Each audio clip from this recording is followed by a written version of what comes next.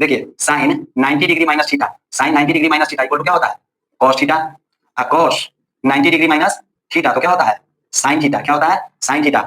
और सेक 90 degree minus theta तो क्या होता है मन के हारे हार है, मन के जीते जीत, कबीर मन ही वाहिर है, सब भस्म करीत।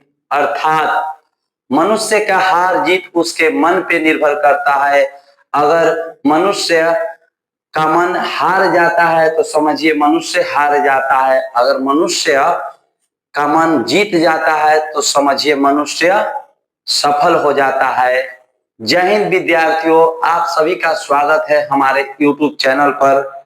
आज हम आप सभी के बीच आए हैं।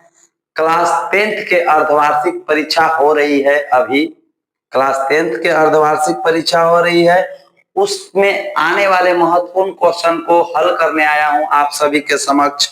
मैं कुछ प्रश्नों को हल करने जा रहा हूं जो कल 26 सितंबर को होने वाले गणित के एग्जाम में आ सकते हैं, आ नहीं सकते। अप्रोक्स 90% क्वेश्चन वैसे होंगे हमारे जो कल एग्जाम में जरूर से जरूर आएंगे। तो चलिए देर ना करें, हम प्रश्नों को हल करते हैं। आप सभी ध्यान से हमारे हल किए गए प्रश्नों को देखें और कल आने वाले एग्जाम में प्रश्नों को आसानी से हल करने का प्रयास करें। तो देखिए पहला क्वेश्चन क्या है। पहला क्वेश्चन है, यदि दो संख्याओं का लसा, यदि दो संख्याओं का लसा, यदि दो संख्याओं,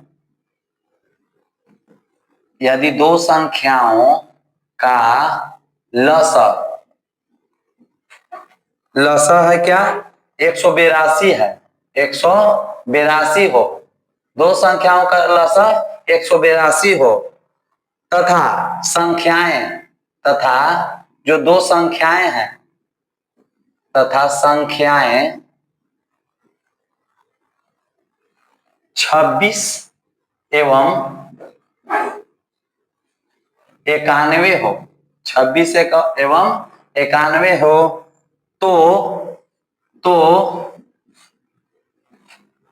इनका मौसा क्या होगा, मौसा बताएं।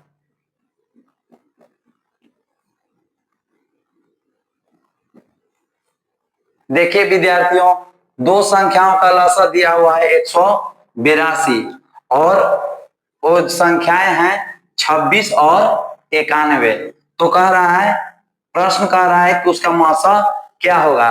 तो इस प्रकार के प्रश्न को हल करने के लिए हम लोग डायरेक्ट इसका फॉर्मूला से बना सकते हैं। मौसा इक्वल टू क्या होता है, मौसा इक्वल टू क्या है, मौसा निकालना है तो हम क्या करेंगे, ये जो दोनों संख्याएं दिया हुआ है इन दोनों का क्या निकालेंगे, गुणनफल निकालेंगे और अपॉन में क्या करेंगे, इसका जो लसा दिया हुआ है, जैसे मौसा इक्वल टू क्या होता है, दो संख्याओं का गुणनफल, दो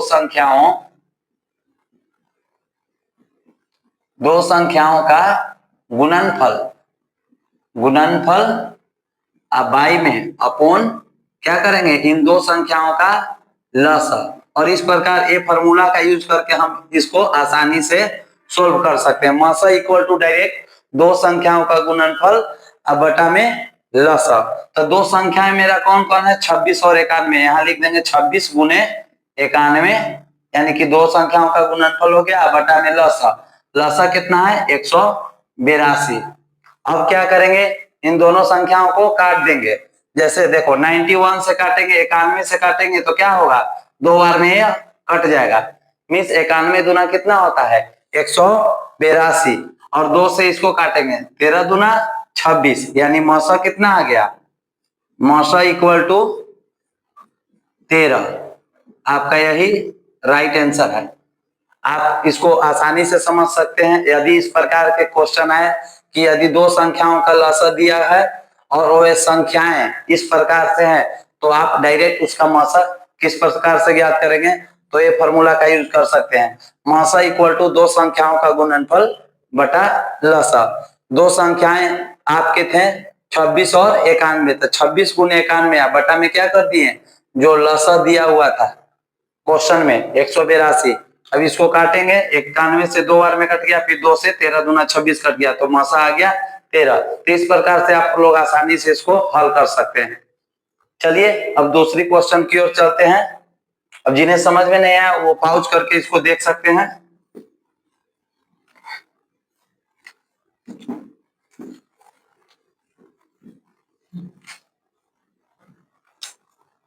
देखिए और एक क्वेश्चन है,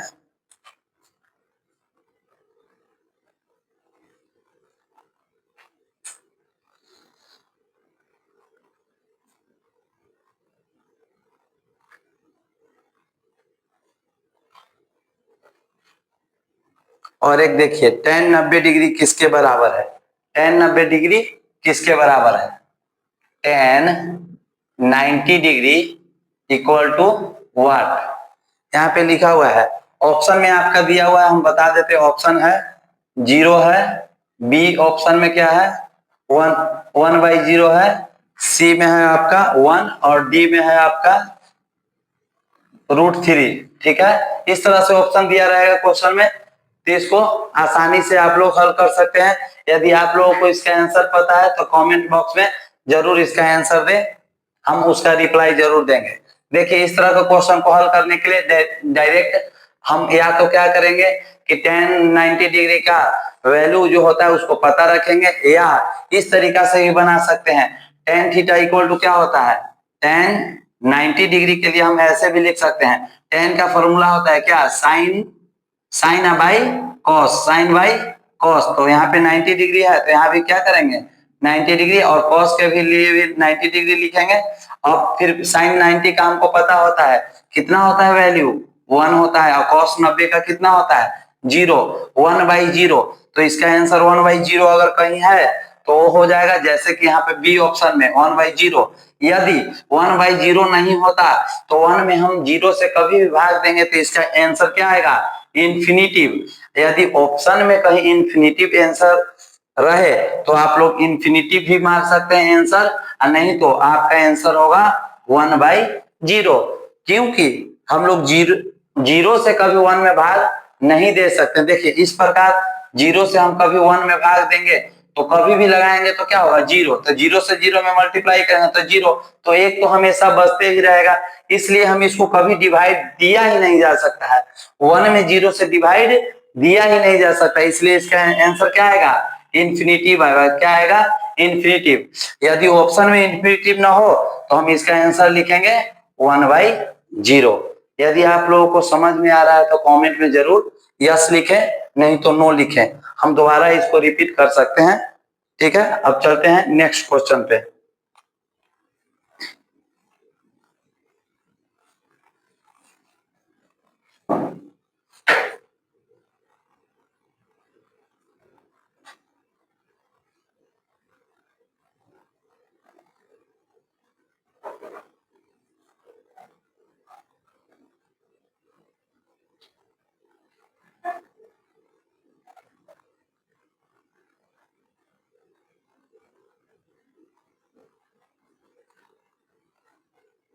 देखिए एक क्वेश्चन है आपका, क्वेश्चन है इस प्रकार x² माइनस 3x 10।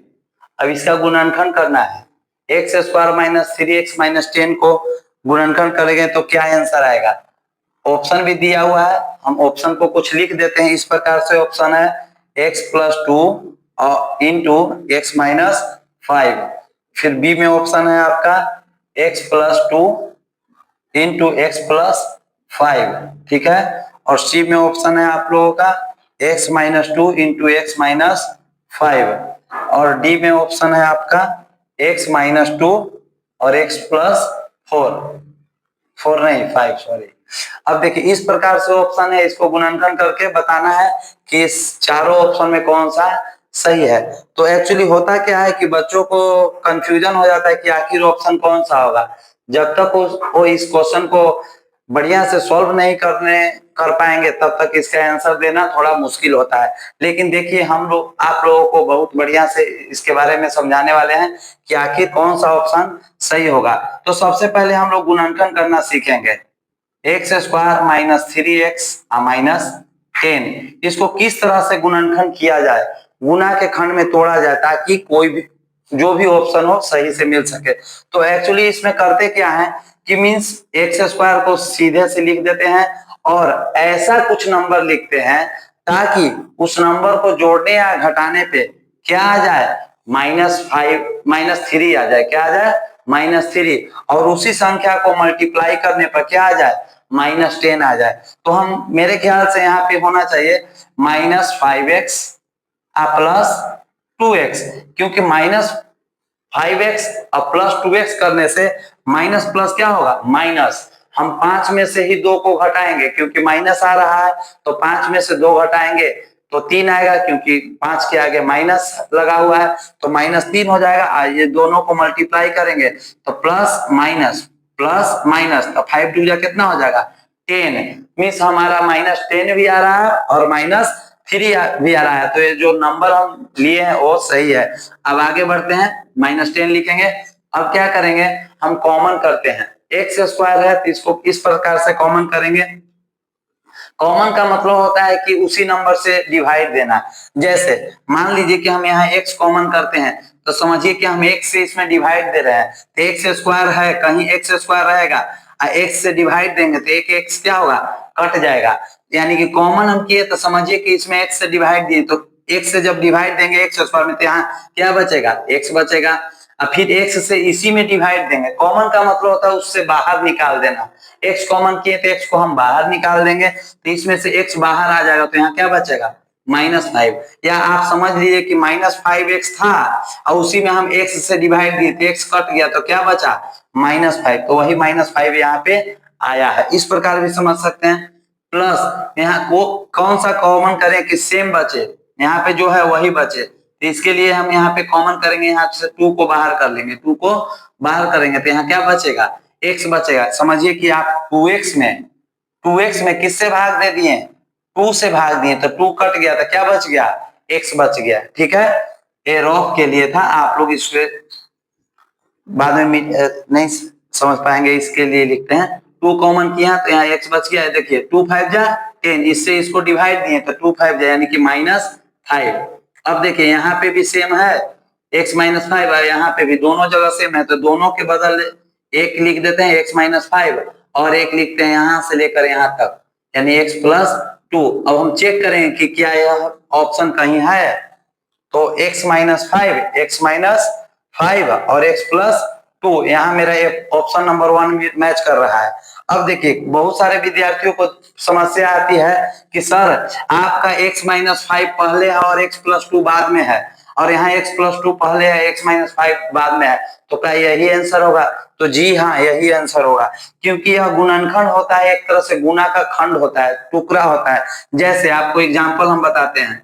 एग्जाम्पल में मान के चलिए 12, क्या मान लीजिए 12 कोई संख्या है, तो इसको हम गुणनखंड करेंगे तो इसको हम क्या लिख सकते हैं, 3 × 4। क्या लिख सकते हैं, 3 × 4। इसको जब हम मल्टीप्लाई करेंगे तो इसका रिजल्ट क्या आएगा, 12 आएगा।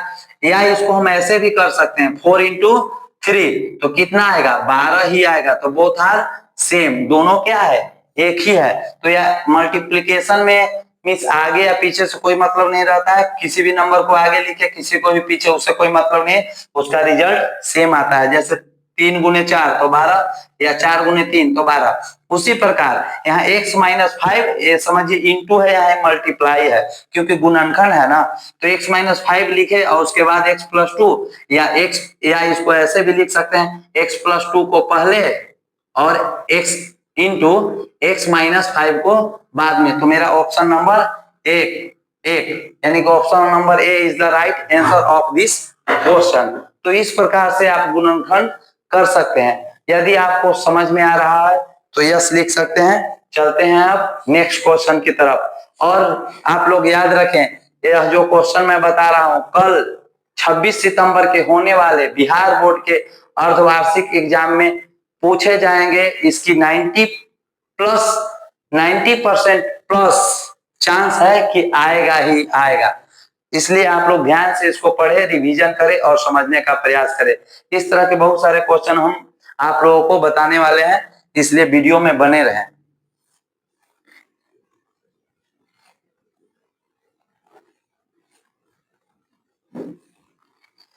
हम चलिए नेक्स्ट क्वेश्चन की ओर बढ़ते हैं। यदि दो संख्याओं दिख रहा है ना, दो संख्याओं का योगफल दो संख्याओं का योगफल एवं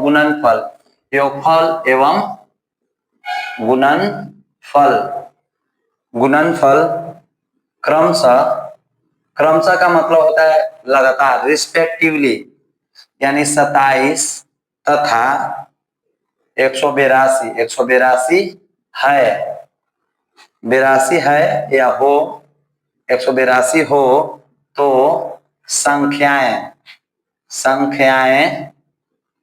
बताएं।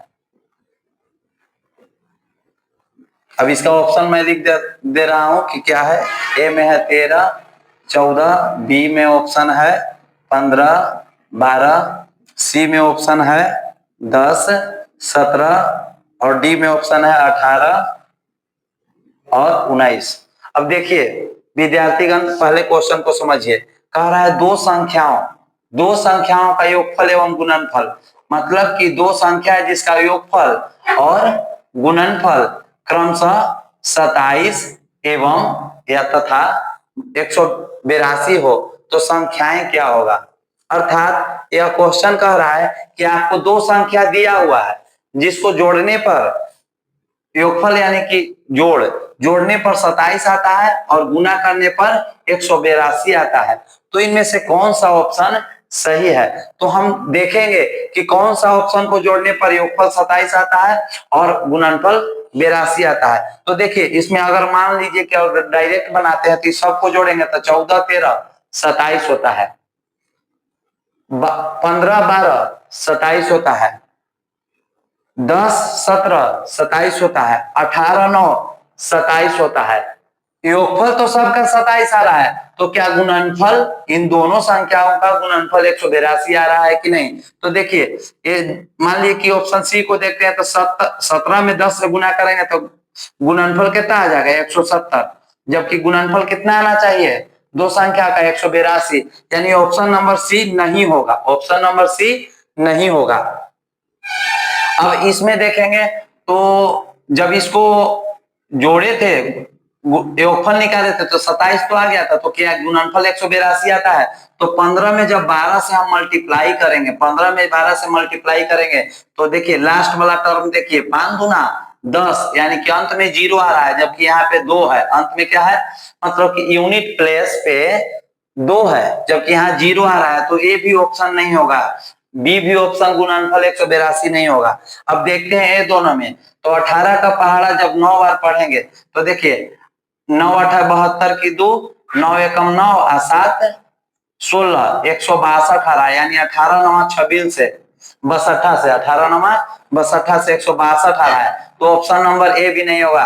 अगर option 3 a b c 4 d दिया हुआ है, 3 ऑप्शन गलत हो गया तो option number a is the right होगा आपका, क्योंकि इसको जोड़ने पर भी आ रहा है 27 और 13 और 14 को जब गुना करेंगे तो 182 आएगा। आप लोग कमेंट सेक्शन में इसका गुणनफल करके बताएं 182 आता है कि नहीं।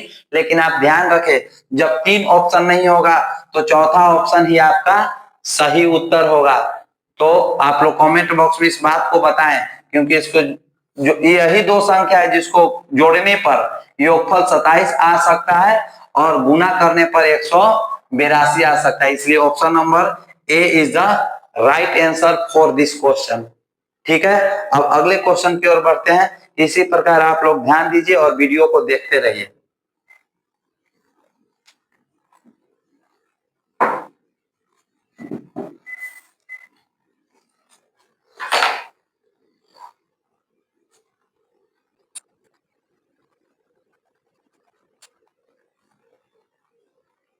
एक है, देखिए आपका कल आने वाला क्वेश्चन है cosec 90 degree minus theta equal to what. तो ये तो फॉर्मूला है, आप सभी को अगर याद नहीं है तो आप लोग ध्यान रखें, इस तरह से फॉर्मूला होता है। देखिए sine 90 degree minus theta, sine 90 degree minus theta equal to क्या होता है cos theta. cos 90 degree minus theta तो क्या होता है साइन थीटा। क्या होता है साइन थीटा। और सेक 90 डिग्री माइनस थीटा तो क्या होता है कोसेक थीटा। क्या होता है cosec theta. Cosec cosec 90 degree minus theta तो क्या होता है सेक थीटा। और टेन 90 डिग्री माइनस थीटा तो क्या होता है कोट थीटा। ठीक है कोट के रिस्पेक्ट में टेन और कोट के रिस्पेक्ट में। और कोट 90 डिग्री माइनस थीटा तो क्या होता है टेन थीटा। तो इसी क्वेश्चन से यह क्वेश्चन दिया गया है इसी फॉर्मूला से। देखिए यह जो फॉर्मूला है 10th क्लास के लिए बहुत ही इंपॉर्टेंट होता है। आप सभी लोगों से मैं आग्रह करूंगा कि इसे जरूर से जरूर याद कर लें। देखिए फिर से रिवीजन करवा देता हूं। Sine 90 degree theta equal to क्या होता है cos theta. Cos 90 degree minus theta तो क्या होता है sine theta. Sec 90 degree minus theta तो होता है कोसेक थीटा। और कोसेक 90 डिग्री माइनस तो सेक थीटा। और टेन 90 डिग्री माइनस थीटा तो कोट थीटा। और कोट 90 डिग्री माइनस थीटा तो टेन थीटा। तो आप सब बताइए कौन सा आंसर सही होगा। देखिए कोसेक 90 डिग्री माइनस थीटा यहाँ पे देखिए कोसेक 90 डिग्री माइनस थीटा यानी कि क्या होगा सेक थीटा। क्या होगा सेक थीटा। तो इसका आंसर क्या हो जाएगा आपका राइट आंसर हो जाएगा cosec 90 degree minus theta equal to sec theta. क्या होगा sec theta is the right answer. ठीक है चलिए नेक्स्ट क्वेश्चन की ओर बढ़ते हैं।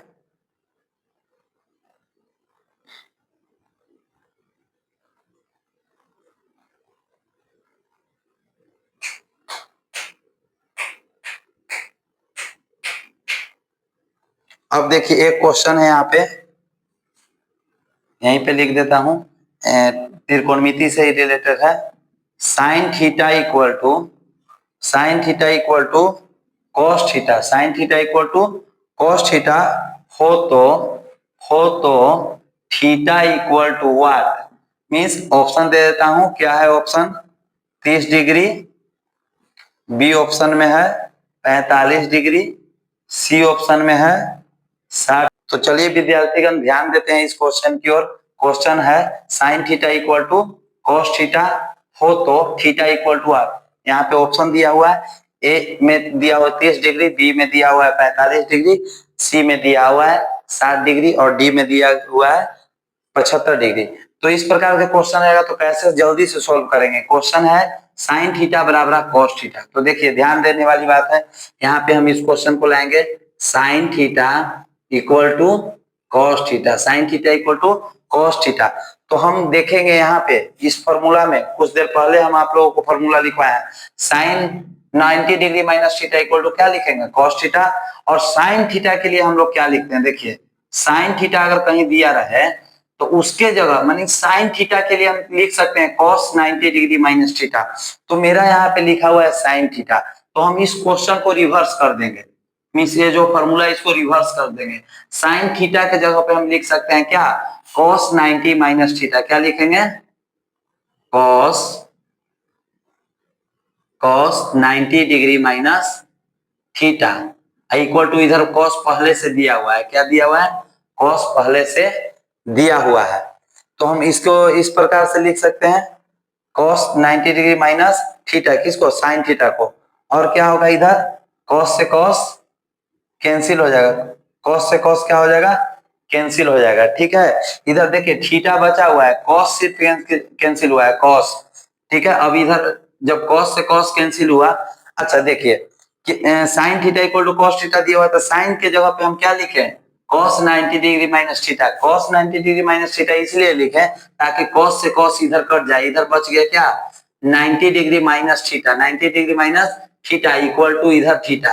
अब देखिए ई माइनस में थीटा है तो उधर जाएगा बराबर के उधर तो क्या होगा प्लस में थीटा। तो यानी 90 डिग्री बराबर इधर पहले से थीटा इधर एक और प्लस थीटा। तो यहाँ पे आ गया क्या 90 degree equal to theta plus theta तो कितना होगा 2 थीटा।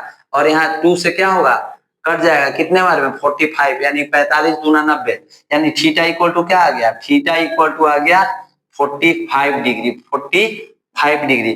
तो 45 डिग्री कौन सा ऑप्शन में है? B option. तो इस प्रकार के क्वेश्चन को हम ऐसे हल कर सकते हैं।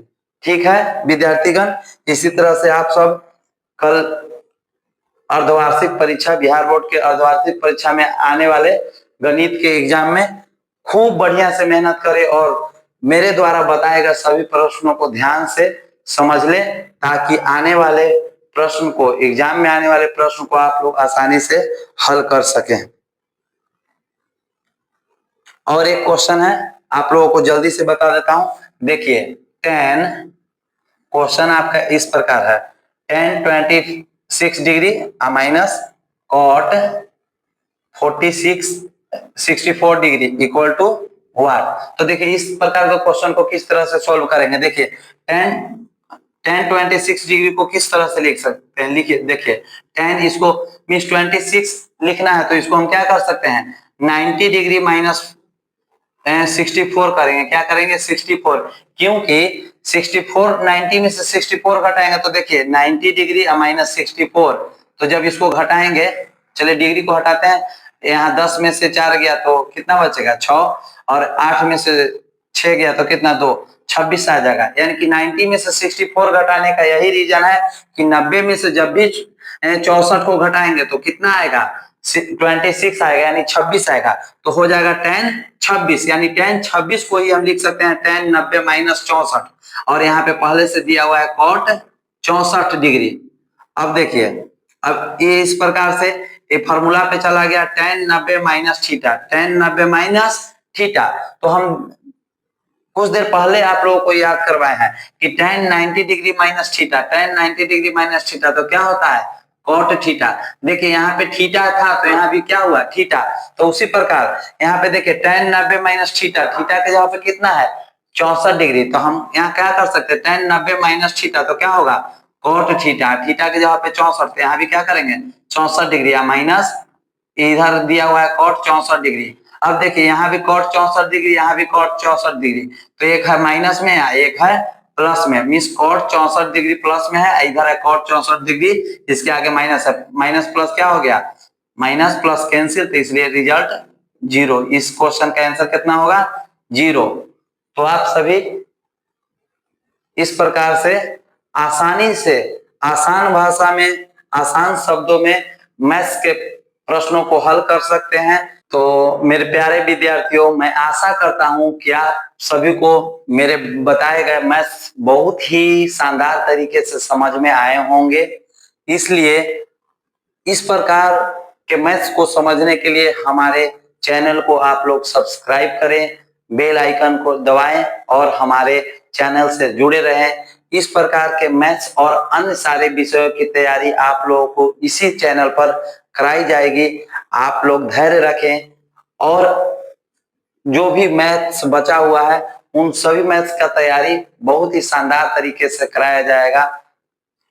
जय हिंद मेरे प्यारे विद्यार्थियों, जय हिंद।